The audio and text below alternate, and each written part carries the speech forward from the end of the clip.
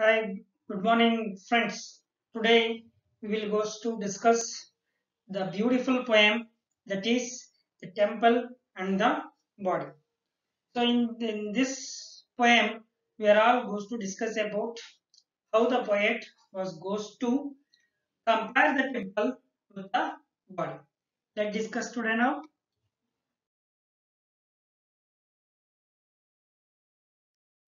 See, the temple and the body. It is a poem which is said by or written by Basavana were translated by A.K. Ramanujam. Basavana is one of a great social reformer who strove to build a new social order in the society. He was dreamt that to construct a society free from the caste and as well as the class. And he is goes to oppose the orthodox nature. He built a religious movement called as Veerashaivism in Kannada. Literature we are find out that the Veerashaiva Sahitya or Veerashaiva literature is one of the most beautiful and as well as it is uh, a great literature in Kannada. So this well-known and well-informed poem was translated by A.K. Ramanujam. Let me discuss now. See, friends, the temple and the body. So the rich will make a temple for Shiva. What shall I, a poor man, do? My legs are pillars, the body the shrine, the head a culp of gold. Listen, O Lord, meeting rivers, the things standing shall fall, but the moving ever shall stay. So this is the most beautiful lines which is said by Baswana. The rich will make temple for Shiva. He goes to tell us one is the helplessness of a poet. He is a poor man. He is unable to make a temple for Shiva. Usually, the rich peoples were goes to be offer the god and goddesses like yagna, yagas, and offering gold, something else. Okay, but poor people does not have such a things. They gave only the pure devotion or the bhakti only. What shall I, a poor man, do? Nanen madli. I am very poor man. My legs are pillars. My legs are pillars.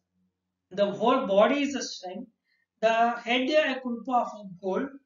Oh, Lord, listen, the meeting river, the things standing shall fall, but the moving shall ever stay.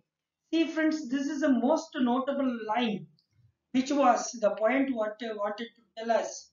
The things standing shall fall. Whatever the object is there, no, we are built either maybe a temple, buildings, palace, whatever it is, one or other day it was perished out or it was destroyed. Even the body is also be one of a perishable thing. After the death, the body will be perished out. Even though he was said that the body should be in temple. How it was, my legs are the pillars. He was supposed to be compared the temple and as well as the body. That is, the legs are the pillars, the body is the strength, the head is a cup of gold.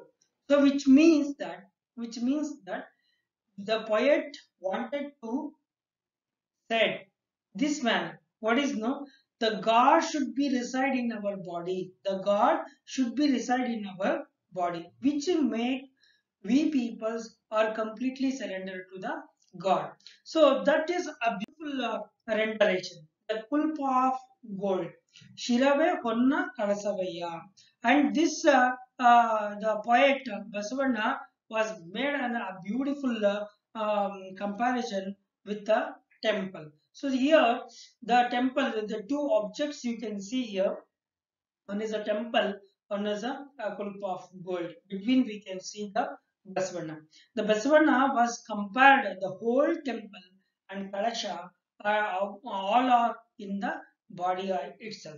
Let me go to the summarize the poem again. The first one is we are observed that according to the poet, the rich people could build the temple for Shiva, but he would have a question in stating how could a poor man do that. The poet speaks figuratively to build a temple with his body, the legs or the pillars of a temple, like that, the head being a gold tower of a temple, and he conveys a message in the last two lines, that is, the body and the structure can be destroyed one or other day. The soul, which is a part of a God, can never destroy.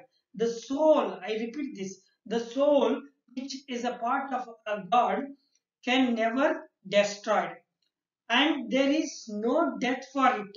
Thus, includes that, or that concludes that the physical one made of the earth is a material will be perished out, but not in spiritual soul, which is everlasting one. So this is a beautiful comparison of a Basavana.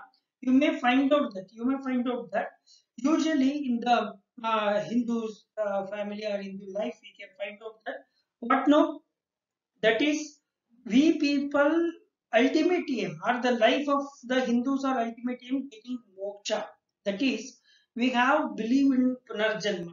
If we made a lot of bad things, we will get a rebirth as an animal or something else. But we made a good life, or good let a good life. It will help us to get a moksha. Moksha means free from the birth and death, free from birth and death. So if we are getting a moksha, our soul is goes to the God, our soul is goes to the God, like this. The poet was completely surrendered to the God, the soul is surrendered to the God, like this. The material things, only the material, one or other day it will be destroyed. The pure devotion is very essential for surrender to the God, or getting the moksha. So this is one of a spirituality, and also we can find out the poor peoples did not have money to build a temple or an offering towards God. So this is helplessness of a poor people. So both are described very nicely in this poem. So it is a memorization poem. My dear students, you have to be memorize whole poem, and also we can find out some of important questions in this poem. Let's discuss now. So this is a summary. Yeah, I will give you a little points, but you can write it neatly. So nextly, we can observe the most frequently asked questions. One is, how is the human body compared to the temple? And the second one is, what is the idea of a spirituality emerged from the study of well-known Vachana?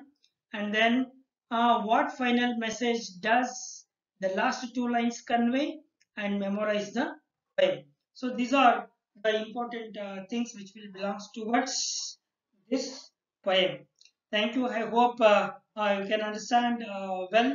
Please read well and understood. Thank you. We will meet you soon in the next class.